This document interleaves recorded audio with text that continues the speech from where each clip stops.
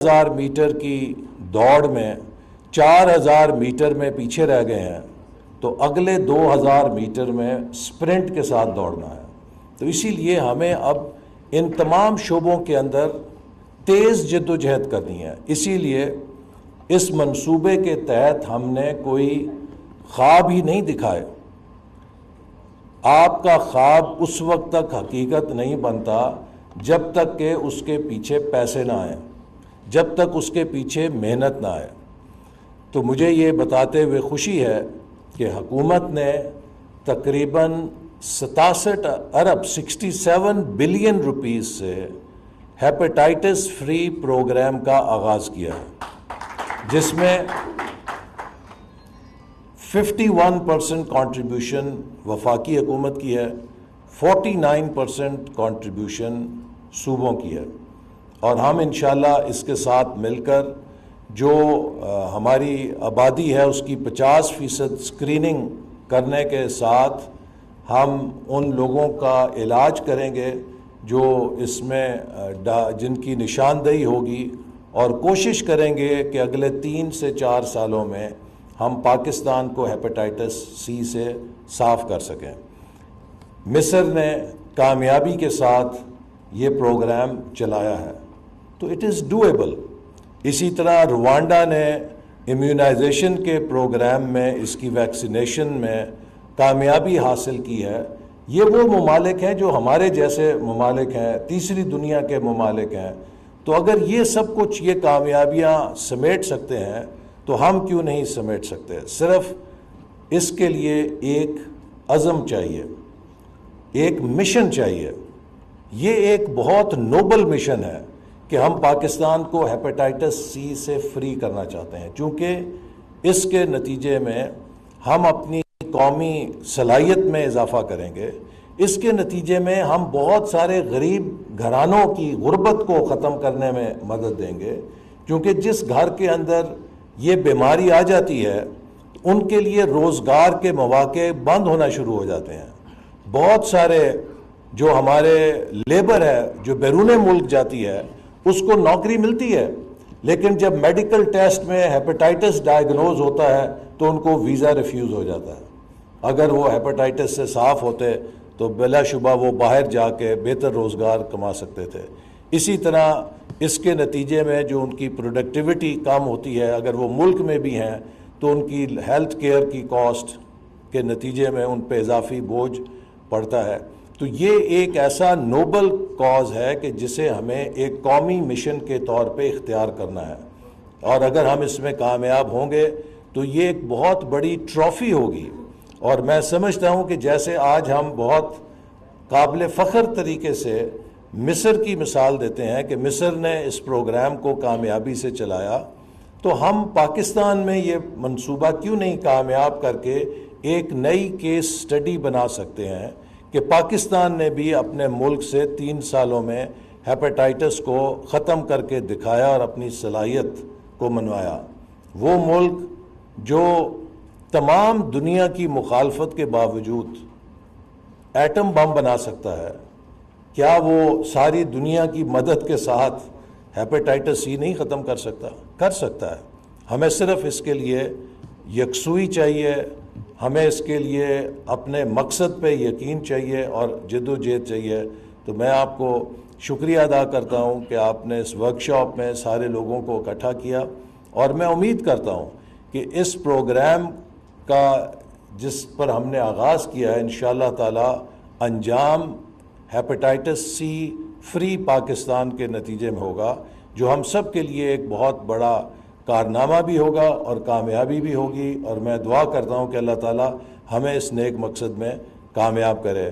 اور آخر میں صوبائی حکومتوں سے یہ ضرور کہوں گا کہ وہ اس بات پہ غور کریں، جیسے میں نے شروع میں کہا کہ ڈیولوشن سے تعلیم، صحت اور آبادی، اس میں کیوں کارکردگی بہتر نہیں ہوئی؟ میرے نزدیک اس کی بڑی وجہ یہ ہے کہ ہمارے وہ اختیارات جو کہا جاتا تھا کہ مرکز نے رکھے ہوئے ہیں، مرکز نے چھوڑ دیے. اب پاکستان کا ہر صوبہ سینٹر ہیوی یا مرکز ہیوی ہے.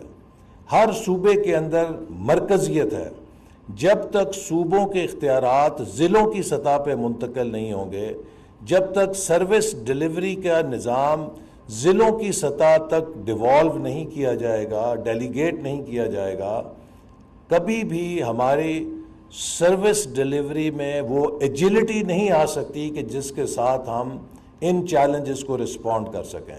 لہٰذا اس وقت ایک بہت بڑا چیلنج سوشل سیکٹرز کا یہ ہے کہ ہم کس طریقے سے سوشل سیکٹرز کی صوبوں کے اندر تنظیمیں نو کریں جس کے ساتھ ہم ان شعبوں کے اندر کارکردگی کو بہتر کر سکیں، چونکہ مرکزیت کے ساتھ آپ پنجاب کو لاہور سے کنٹرول نہیں کر سکتے، آپ سندھ کو کراچی سے کنٹرول نہیں کر سکتے، آپ بلوچستان کو محض کوئٹہ سے کنٹرول نہیں کر سکتے، یا خیبر پختونخوا کو محض پشاور میں بیٹھ کے کنٹرول نہیں کر سکتے۔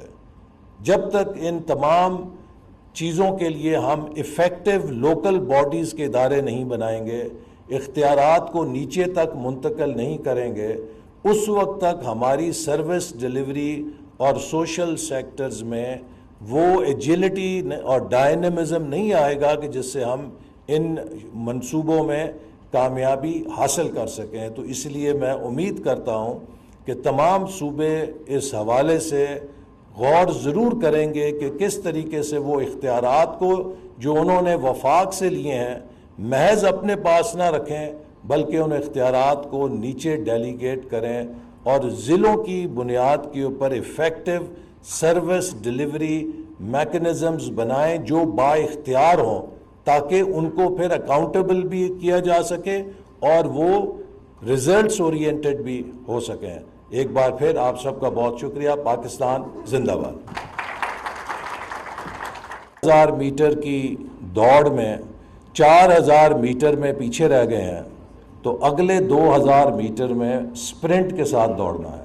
تو اسی لیے ہمیں اب ان تمام شعبوں کے اندر تیز جد و جہد کرنی ہے۔ اسی لیے اس منصوبے کے تحت ہم نے کوئی خواب ہی نہیں دکھائے۔ آپ کا خواب اس وقت تک حقیقت نہیں بنتا جب تک کہ اس کے پیچھے پیسے نہ آئیں، جب تک اس کے پیچھے محنت نہ آئے۔ تو مجھے یہ بتاتے ہوئے خوشی ہے کہ حکومت نے تقریباً 67 بلین روپیز سے ہیپیٹائٹس فری پروگرام کا آغاز کیا ہے، جس میں 51% کنٹریبیوشن وفاقی حکومت کی ہے، 49% کنٹریبیوشن صوبوں کی ہے، اور ہم انشاءاللہ اس کے ساتھ مل کر جو ہماری آبادی ہے اس کی 50% اسکریننگ کرنے کے ساتھ ہم ان لوگوں کا علاج کریں گے جو اس میں جن کی نشاندہی ہوگی، اور کوشش کریں گے کہ اگلے 3 سے 4 سالوں میں ہم پاکستان کو ہیپیٹائٹس سی سے صاف کر سکیں۔ مصر نے کامیابی کے ساتھ یہ پروگرام چلایا ہے، تو اٹ از ڈویبل۔ اسی طرح روانڈا نے امیونائزیشن کے پروگرام میں اس کی ویکسینیشن میں کامیابی حاصل کی ہے۔ یہ وہ ممالک ہیں جو ہمارے جیسے ممالک ہیں، تیسری دنیا کے ممالک ہیں، تو اگر یہ سب کچھ یہ کامیابیاں سمیٹ سکتے ہیں تو ہم کیوں نہیں سمیٹ سکتے؟ صرف اس کے لیے ایک عزم چاہیے، ایک مشن چاہیے۔ یہ ایک بہت نوبل مشن ہے کہ ہم پاکستان کو ہیپیٹائٹس سی سے فری کرنا چاہتے ہیں، چونکہ اس کے نتیجے میں ہم اپنی قومی صلاحیت میں اضافہ کریں گے، اس کے نتیجے میں ہم بہت سارے غریب گھرانوں کی غربت کو ختم کرنے میں مدد دیں گے، کیونکہ جس گھر کے اندر یہ بیماری آ جاتی ہے ان کے لیے روزگار کے مواقع بند ہونا شروع ہو جاتے ہیں۔ بہت سارے جو ہمارے لیبر ہے جو بیرون ملک جاتی ہے اس کو نوکری ملتی ہے، لیکن جب میڈیکل ٹیسٹ میں ہیپیٹائٹس ڈائیگنوز ہوتا ہے تو ان کو ویزا ریفیوز ہو جاتا ہے۔ اگر وہ ہیپیٹائٹس سے صاف ہوتے تو بلا شبہ وہ باہر جا کے بہتر روزگار کما سکتے تھے۔ اسی طرح اس کے نتیجے میں جو ان کی پروڈکٹیوٹی کم ہوتی ہے، اگر وہ ملک میں بھی ہیں تو ان کی ہیلتھ کیئر کی کاسٹ کے نتیجے میں ان پہ اضافی بوجھ پڑتا ہے۔ تو تو یہ ایک ایسا نوبل کاز ہے کہ جسے ہمیں ایک قومی مشن کے طور پہ اختیار کرنا ہے، اور اگر ہم اس میں کامیاب ہوں گے تو یہ ایک بہت بڑی ٹرافی ہوگی۔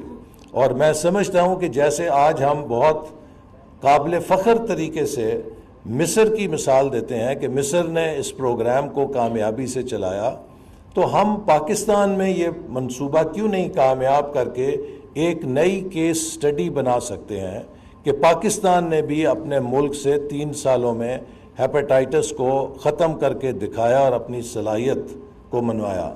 وہ ملک جو تمام دنیا کی مخالفت کے باوجود ایٹم بم بنا سکتا ہے، کیا وہ ساری دنیا کی مدد کے ساتھ ہیپاٹائٹس سی نہیں ختم کر سکتا؟ کر سکتا ہے۔ ہمیں صرف اس کے لیے یکسوئی چاہیے، ہمیں اس کے لیے اپنے مقصد پہ یقین چاہیے اور جد و جہد چاہیے۔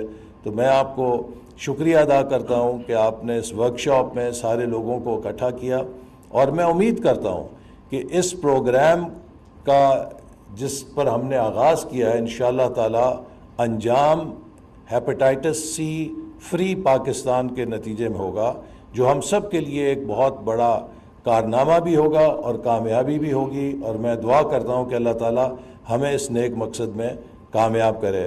اور آخر میں صوبائی حکومتوں سے یہ ضرور کہوں گا کہ وہ اس بات پہ غور کریں، جیسے میں نے شروع میں کہا کہ ڈیولوشن سے تعلیم، صحت اور آبادی، اس میں کیوں کارکردگی بہتر نہیں ہوئی؟ میرے نزدیک اس کی بڑی وجہ یہ ہے کہ ہمارے وہ اختیارات جو کہا جاتا تھا کہ مرکز نے رکھے ہوئے ہیں، مرکز نے چھوڑ دیے۔ اب پاکستان کا ہر صوبہ سینٹر ہیوی یا مرکز ہیوی ہے، ہر صوبے کے اندر مرکزیت ہے۔ جب تک صوبوں کے اختیارات ضلعوں کی سطح پہ منتقل نہیں ہوں گے، جب تک سروس ڈیلیوری کا نظام ضلعوں کی سطح تک ڈیوالو نہیں کیا جائے گا، ڈیلیگیٹ نہیں کیا جائے گا، کبھی بھی ہماری سروس ڈیلیوری میں وہ ایجلٹی نہیں آ سکتی کہ جس کے ساتھ ہم ان چیلنجز کو رسپونڈ کر سکیں۔ لہٰذا اس وقت ایک بہت بڑا چیلنج سوشل سیکٹرز کا یہ ہے کہ ہم کس طریقے سے سوشل سیکٹرز کی صوبوں کے اندر تنظیمیں نو کریں جس کے ساتھ ہم ان شعبوں کے اندر کارکردگی کو بہتر کر سکیں۔ چونکہ مرکزیت کے ساتھ آپ پنجاب کو لاہور سے کنٹرول نہیں کر سکتے، آپ سندھ کو کراچی سے کنٹرول نہیں کر سکتے، آپ بلوچستان کو محض کوئٹہ سے کنٹرول نہیں کر سکتے، یا خیبر پختونخوا کو محض پشاور میں بیٹھ کے کنٹرول نہیں کر سکتے۔